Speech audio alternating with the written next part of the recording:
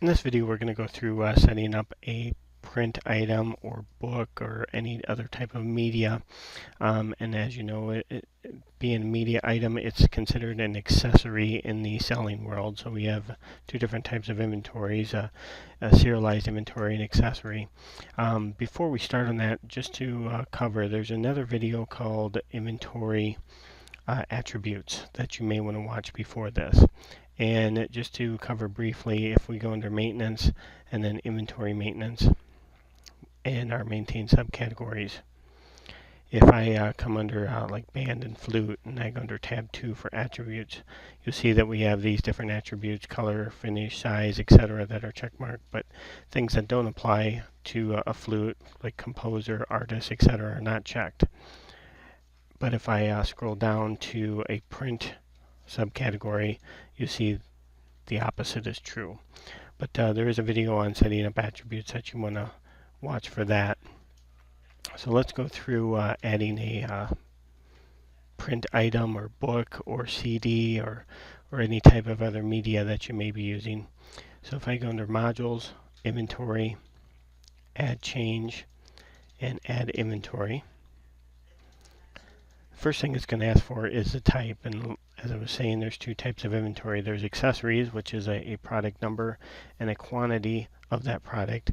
And then there's serialized, which is a product number and then individual serial numbers under that product number, or SKUs in this case. So we're going to choose accessory here. And then we're going to go to the next field, which is category. So I'm going to choose my print guitar category. Then I'm going to jump to subcategory and make an option there, and I hit the space bar there, and I'm just going to choose other fretted. And whoever my publisher is, this is where it goes in this. It says manufacturer here. This is manufacturer or publisher, since a manufacturer would not create the book. So I'm going to choose Hal Leonard and tab to the next field here. And we are at model, and this is where you would put in the product number, or if it's print music, you'd put the catalog number here, or if it's a book and there is no actual model or catalog number, you could use the ISBN as an example to track it if as a last resort. But I'm going to go ahead and key in this product here and tab. And it takes us to ISS number. This is just a automatic generated number that you could use if there is no number. So again, if it's a book, it doesn't have a number, you can just hit that button and it generates for you. So now we're at description, and it defaults to our subcategory description. This is where I can key in the actual description of the book here.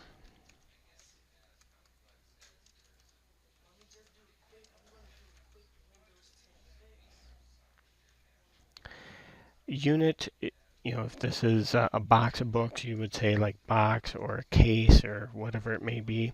So we'll just leave that blank since that really doesn't apply. If it has a weight to it that you want to add here, for if you're pushing up to the website, you can say it weighs 1 pound or whatever for shipping capabilities, etc.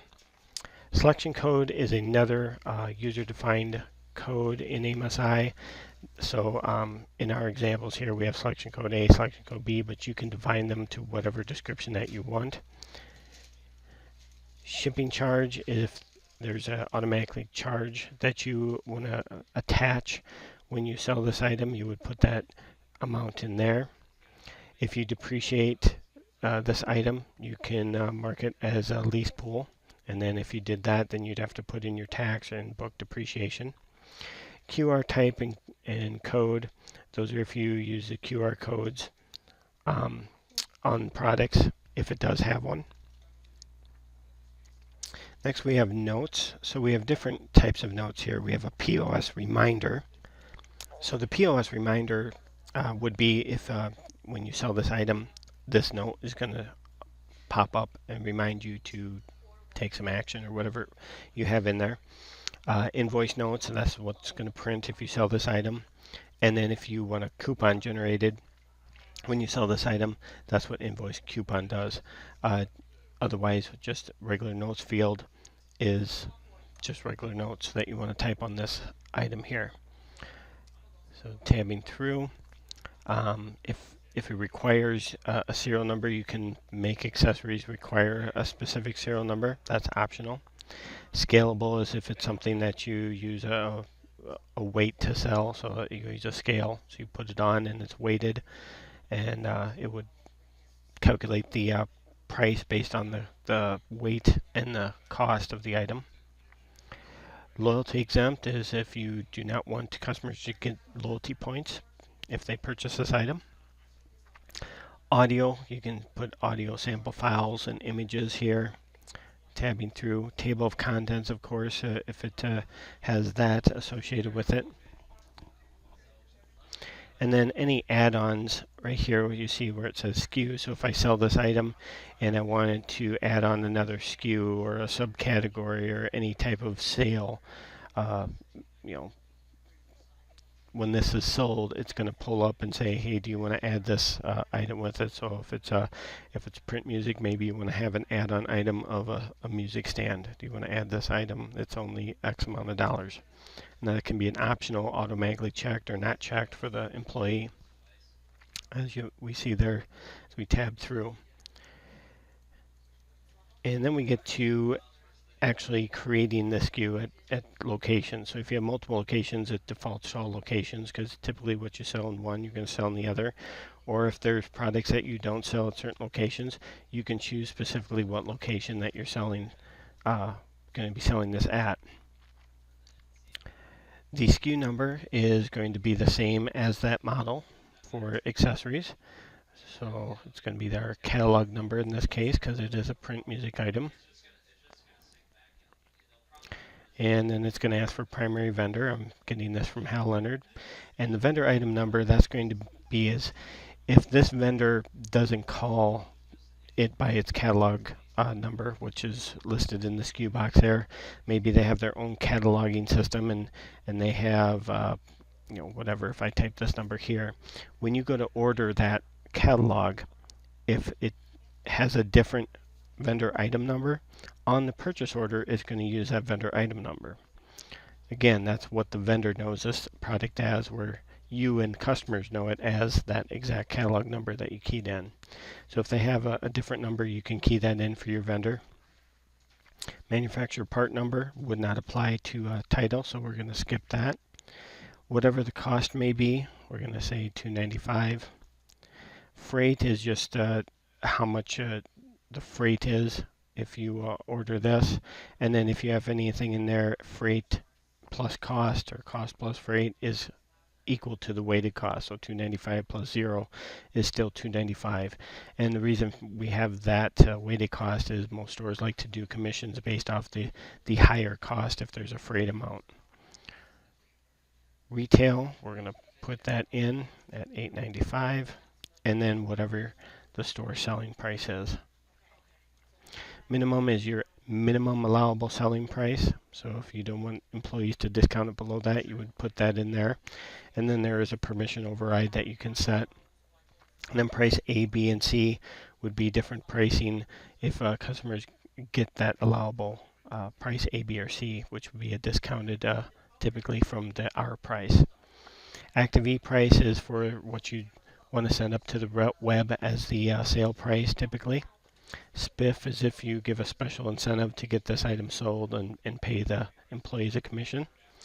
And then we have proceed. So we're going to go on to the next screen. And this is where we're going to actually have the catalog number for each location that it was created for. And now you see that we have attributes. So there's our SKU. Again, our part number, since this is a catalog, that does not apply. And I'm just tabbing through these fields. Discontinued is if this is a discontinued item. Typically, that wouldn't apply when you're adding it. And if it is, you would have replacement items, etc. The reason we have that is you may have some discontinued products still in your inventory. So when you're adding it in for the first time, you would have that availability to mark it discontinued at that time. So when we get to barcodes, we're going to key in the actual barcode of the item. So in this case, this is my barcode. I don't have a scanner attached here, otherwise I would simply just scan it. And then also, I'm going to put the ISBN number in here, because this is a place, it's just another way of looking up that item. So if you scan the ISBN or the barcode or enter the catalog number, this item is going to pull up in AMOSI. So again, this field, this box, barcodes, is where your UPC goes and your ISBN number. Next, lastly, I guess, we have attributes. So this is that what I was talking about based on the subcategory. Since this is a print music item, I have different attributes that apply that don't apply to actual regular instruments. So I have artist, composer, arranger, voicing, level, etc. So if any of these apply, you can fill those in accordingly. So maybe this is a level 1, however many pages it has. Maybe it has 10 pages. And again, like I said, you fill those in. I'm just going to fill in test composer here, just to give you an idea. So now when I hit save here,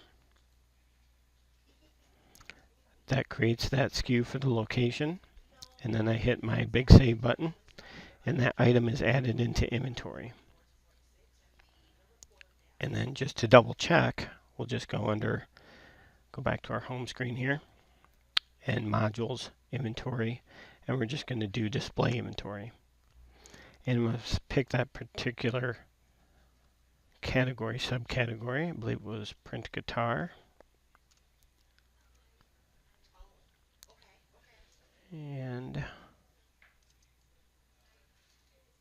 I'm in the wrong field here. Other fronted. We'll clear out that selection code. I'll hit search. And there's it's the only one in my inventory under that category and subcategory. Pulls it in. I can click on details. Of course, I have none in stock because I didn't receive them. I just created the item. So to receive from here, you would just simply go into regular receive inventory. That's under add change inventory and receive inventory. And so, as I was saying, you can put in whatever item number here. You can put the catalog, UPC, or ISBN.